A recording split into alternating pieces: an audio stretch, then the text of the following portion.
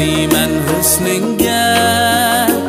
bo'lib shuncha mahliya qori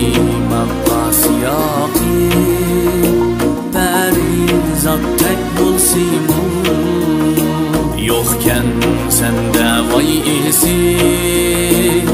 adab axloq ya haya sen ekansan hazazu ko'ngli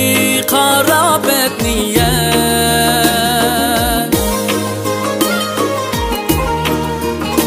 sen ekansan hazazu ko'ngli qarabet niyat bilib daim saxtili solding mama ko'p japa görürsen mulayim içindeyken müngüzüm daim üsüp bağrımda kisel kıldım bir dava qari maqqas yaqin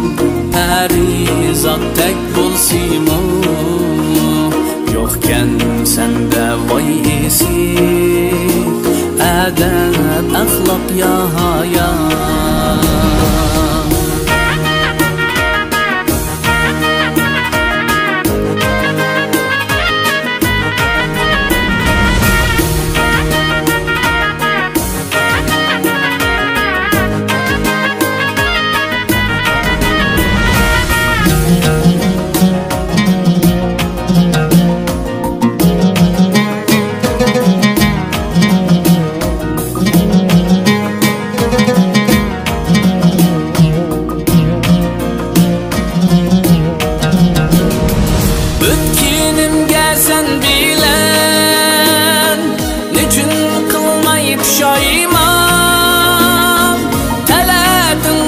Seskindin kılgaç meni köp xapa